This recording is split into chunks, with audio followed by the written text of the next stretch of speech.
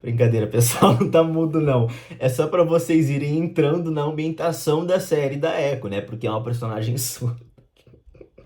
Esquece aí, vai. Sem mais brincadeira, saiu os 5 episódios da série da Echo e eu já assisti tudo pra vir contar aqui pra vocês o que eu achei dessa série, se vale a pena o seu tempo pra você assistir. Eu já vou te adiantar que a série não é tão ruim quanto as pessoas falaram que ia ser, não é aquela bomba. Inclusive, depois do trailer, aumentou as expectativas com a série. Algumas pessoas começaram a achar que seria uma boa série, mas tudo isso a gente vai comentar nesse vídeo aqui em 5 pontos. Vamos dizer o que supriu as expectativas, o que ultrapassou as expectativas e o que decepcionou nessa série. Os pontos que eu separei para conversar com vocês são história, personagens, som e diálogo, violência e uma conclusão final para dizer se vale ou não a pena realmente você assistir essa série da Echo. Esse vídeo não tem a intenção de ser aquele vídeo cheio de spoilers, cheios de referências às outras partes da Marvel, até porque é uma produção que faz parte da Marvel Spotlight, que são produções com menos conexões com o MCU, e isso ficou bem confuso nessa série, porque a gente tem uma cena pós-crédito que tecnicamente é muito importante para o futuro do MCU. Mas tudo isso a gente vai comentar nesse vídeo lá pro final e também durante um pouco. Sem mais enrolação, deixa o seu like que é muito importante pro canal e bora pro vídeo. História. A história da série, obviamente, gira totalmente em torno da protagonista, que é a Maya. E essa história é dividida em duas tramas, por assim dizer. A trama dos antepassados da Maya, da tribo Choctaw, que é o nome que eles deram na série. Pelo visto, existe uma tribo Choctaw na vida real, devido a um tributo que eles colocaram no final da série. Com os antepassados da Maya, com os descendentes, tem toda uma questão espiritual que eu geralmente não costumo gostar, mas eu gostei do que fizeram nessa série, pelo menos nessa parte.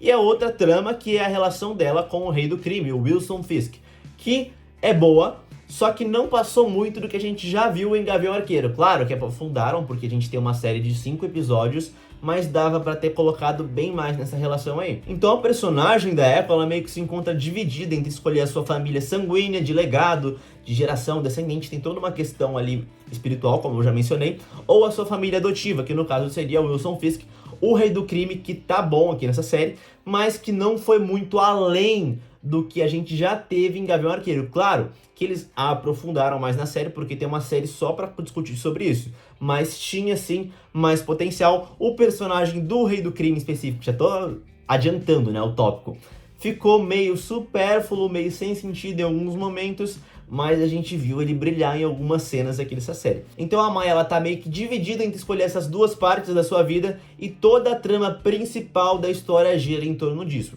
Eu vou comentando mais enquanto a gente fala dos outros tópicos desse vídeo. Mas antes disso, falando um pouquinho mais do Choctaw, que eu acho que é fundamental para você entender o que vem daqui pra frente, é que eles são uma tribo indígena que sim tem poderes devido a um passado espiritual, com uma relação que eles tinham ali meio que no subterrâneo. Isso é bem implícito na série, porque tudo que é espiritual é meio implícito. Lembra bastante também o episódio da Kahhori de What If. No começo eu inclusive achei que era o lago ali do Tesseract, o lago proibido, mas não, são tribos diferentes. Acho que as tribos lá de What If da Kahhori são a tribo Mahawk, se eu não me engano, já que são os Choctaw, e tem toda uma história que de geração em geração as mulheres, algumas das mulheres, elas absorvem melhor esse poder da tribo Choctaw e são especiais, por assim dizer. Mas pelo que eu entendi, todas as mulheres conseguem absorver esse poder. A primeira delas foi Shafa, que aparece ali no comecinho da série, e desde então foram várias. Personagens.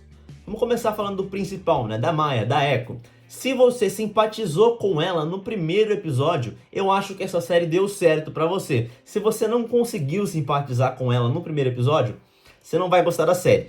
Eu consegui simpatizar com o personagem, eu achei uma boa história de background, apesar dela ser uma vilã e tal, a história de redenção já tá ultrapassada, por assim dizer. Eu consegui simpatizar com a personagem, o que me fez aguentar assistir a série até chegar em momentos bons, porque ela fica meio arrastada do meio pro final ali da série, ela fica meio arrastada. Tem um episódio inteiro que eles fazem, tentando evitar um pouco de spoiler, dentro de um único ambiente, e que no final a única coisa que importava era uma pessoa chegar ali. Então a Maya, como eu já descrevi na parte da história, ela tá meio que dividida entre essas duas partes, em qual que ela escolhe. Ela tem muito rancor pelo rei do crime, por quê? Se você não assistiu o Gavião Arqueiro, aqui tem spoiler. O rei do crime matou o pai biológico dela, então ela quer vingança pelo rei do crime, mas ao mesmo tempo ela tem um certo sentimento por ele, porque ele criou ela por muito tempo. Ainda assim é muito interessante ver a personagem da Maya tomando as escolhas, mesmo que ela tome óbvio, a escolha mais óbvia no final da série, ela fica com a família sanguínea dela. Ainda tem uma tentativa ali de resgatar o lado bom do Wilson Fisk, do rei do crime, mas foi falha, né? Agora vamos falar inclusive sobre esse personagem, o Wilson Fisk, o rei do crime. Pra quem assistiu a série do Demolidor, tem ótimas notícias com o Wilson Fisk aqui na série, mas também tem notícias bem ruins. Primeiro, tudo é canon. Aparentemente, tudo em Demolidor é canon, principalmente a parte do passado do Wilson Fisk, porque ele assassina o pai dele da mesma maneira nessa linha do tempo de Echo. Ele conta exatamente como aconteceu na série do Demolidor, que se você não assistiu, eu recomendo assistir, porque aprofunda muito o personagem do Wilson Fisk aí nessa série. Mas, por um outro lado, o lado pessoal dele aqui ficou meio confuso, se comparado com a série do Demolidor. Tá certo que lá ele já demonstrou que ele era uma pessoa que, de certo modo, tem um lado pessoal sensível, só que é quase que uma carência por ele não ter tido essa atenção da família dele quando ele era criança.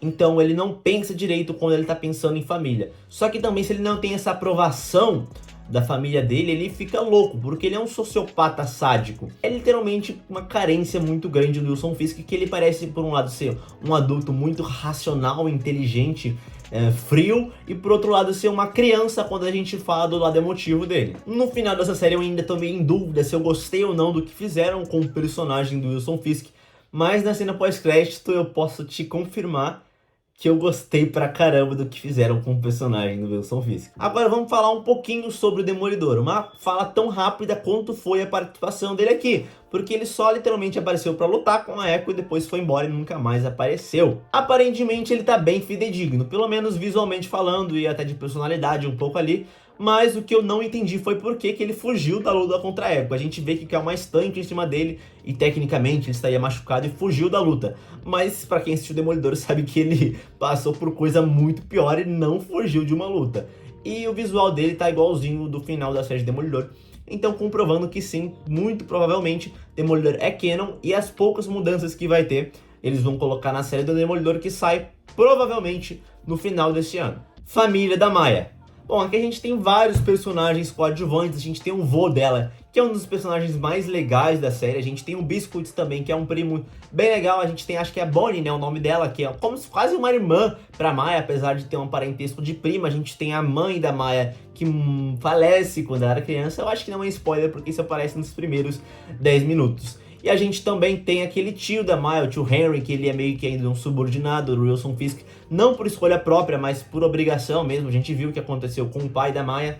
E todos os personagens estão bem, sabe? Não tem aquele toque, nossa. Bom, eu tive um probleminha aqui com o armazenamento no celular, mas voltando ao assunto, eu não senti nada de muito grandioso nesses personagens coadjuvantes, mas eles cumpriram o papel que eles estavam propostos a cumprir. Então sim, são bons personagens, apesar de que poderia ser melhor, sabe? Poderia ser melhor pelo que a série se propôs de ser uma série com menos conexões. Isso podia ser uma obra-prima, porque eles não têm que se prender a outras partes do universo Marvel. Mas, infelizmente, não foi o que aconteceu aqui. Violência. Tá aqui um ponto que eu acho que as expectativas foram muito altas e não compensou nem um pouco, sabe por quê? Porque, primeiro, a própria Laqua Cox, que é a atriz da Maya, falou que a personagem dela era uma bereza. Então os fãs ficaram, nossa, eu achei que essa série ia ser uma porcaria, mas vai ter ação. Olha aqui o trailer é só porrada e porrada e porrada. Tudo o que teve de gore, né, de sangue, na série tava no trailer. E outra também, as cenas que tem gore nem sempre são convenientes para ter gore, e algumas cenas que são convenientes para ter o gore não tem. Por exemplo, tem uma cena do episódio 2 ou 3, eu não me lembro agora, que eles estão numa pista lá de patinagem e tem uma mulher que ela tá prendendo a Maya. Nisso a Maya, em vez de matá-la, né, por assim dizer, ela engana ela com umas bolinhas, com, sei lá, uns dardos que vai na barriga dela, sem sentido algum, conhecendo a personagem da Maya, né. E a violência aqui parece ser muito gratuita também, a morte também é gratuita. Por exemplo, os personagens que usam dessa violência parece que não acompanham o nível de maturidade, o nível de peso que essa violência exige, ou que ela geralmente transmite, entende? Se você assistiu o episódio 2 e 3, você sabe bem do que eu tô querendo dizer. Os capangas do Wilson Fisk, por exemplo, eles matavam na brincadeira ali e não tem nenhuma profundidade nisso. Nem profundidade, nem peso. A gente não sente a morte dos personagens. Então isso, pra mim, no meu lado pessoal, foi um ponto que decepcionou. Eu esperava ver mais ação, principalmente no final. Falei, não, no final vai ter um pouquinho mais de ação, umas cenas de ação mais elaboradas. Não teve nem ação no final, foi mais algo pessoal ali da Maya com Wilson Fisk. Som e diálogo. Bom, isso aqui foi um ponto que não me surpreendeu, porque eu já esperava muito dessa série. Mas foi bom, porque eu tava esperando que fosse bom, e realmente foi. Quando a Maya, por exemplo, a gente entra, né, no consciente da Maya, dentro do personagem da Maya, a gente não ouve nada, né? E a gente ouve o coração dela batendo, que é o que ela sente, né? Quando você tá correndo, suando, você sente o seu coração batendo, você não necessariamente ouve, mas você sente. E ela também sente. É muito interessante também as cenas, as poucas cenas de ação que a gente tem com a Maya, em que ela não tá ouvindo nada. É muito interessante porque a gente se sente conectado, é só ela que tá ali, é só o visual. Você tem que estar com atenção total pra estar imerso dentro daquela cena, porque a gente não tem mais o áudio, a gente tem só o visual. Eu achei bem legal, eu acho que vai ser premiado por causa disso, mas eu também não acho que devia não. Eu acho que foi bom, mas não nesse nível que algum povo aí, que eu posso dizer, da Beautiful People da internet vai dizer que foi. Agora, os diálogos também não foram prejudicados só porque é uma personagem surda, até porque os outros personagens não são, é só a Maya dentro da série que é surda, e quando ela conversa com os outros a gente vê às vezes uma voz bem baixinha dos outros, ou às vezes alta, ou às vezes também na linguagem de sinais, mas quem tá acostumado a assistir legenda não vai sentir falta nenhuma. E por causa disso também eu achei que a gente teve um pouco menos de tempo de tela pra Maya. Talvez não fosse necessário, talvez não, mas faltou um pouquinho aí pelo fato talvez dela ser surda e às vezes ficar muito enjoativo você ter tantos diálogos sem falar, sem ouvir a voz do personagem. Conclusão. Olha, a série não é a melhor série da Marvel, também não tá entre as melhores séries da Marvel, mas também não tá entre as piores, não é tão ruim quanto as pessoas falaram que seria, apesar de ter um erro aqui, um erro ali, uns personagens meio estranhos, meio confusos, como o Wilson Fisk, que poderia ser melhor. Foi bom, sim, teve cenas que ele brilhou demais, mas conhecendo o personagem do Wilson Fisk, ele tinha muito mais potencial para ser o que ele foi nessa série, apesar de não ter entregado uma performance tão ruim quando a gente viu em Gavião Arqueiro. Ele literalmente só caiu no chão, depois achamos que ele tinha morrido e todo mundo ficou, nossa, que bosta, né, literalmente.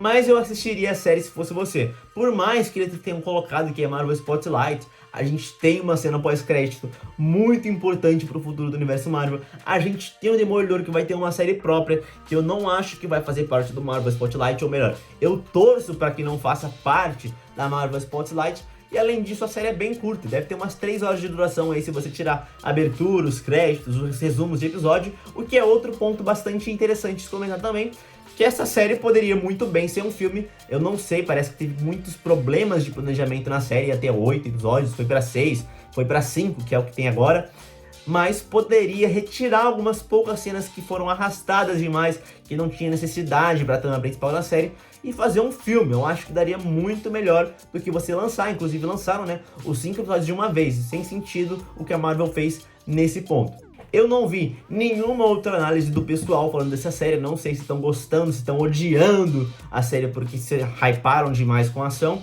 mas eu particularmente gostei. Minha nota eu acho que fica um 7 de 10 pra essa série, eu posiciono ali embaixo de Gavião Arqueiro nas séries da Marvel. Gavião Arqueiro teve um final ruim, mas eu gostei do começo e no meio da série. Já a série da Echo teve um desenvolvimento bem mediano na série inteira, por assim dizer. A gente começa um pouco mais alto, eu achei. O episódio 1 foi o melhor da série. Foi descendo, ficou muito arrastado, melhorou um pouquinho, no final chegou e ficou naquela média ali da Marvel. Na verdade, ficou acima da média pra Marvel, porque hoje em dia tá bem ruim. Mas, resumidamente, é uma série legal se você quer passar o seu tempo, se você quer ver alguma coisa um pouco mais diferente das produções da Marvel, e diferente de qualquer produção, essa série aqui ela é bem única, por assim dizer. Mas sim, não é uma série gigante que você vai falar, nossa, eu assisti isso aqui mudou minha vida. É uma boa série, assista que vale a pena. Eu provavelmente vou fazer uma live aqui sexta-feira à noite comentando sobre os melhores pontos dessa série, que é o episódio 1 praticamente, e o Wilson Fisk, um pouco da Maya. A gente pode interagir junto, vai ser bem legal, então não esquece de ativar o sininho aí, e a gente se vê sexta-feira à noite aqui na live, pessoal, não se esquece.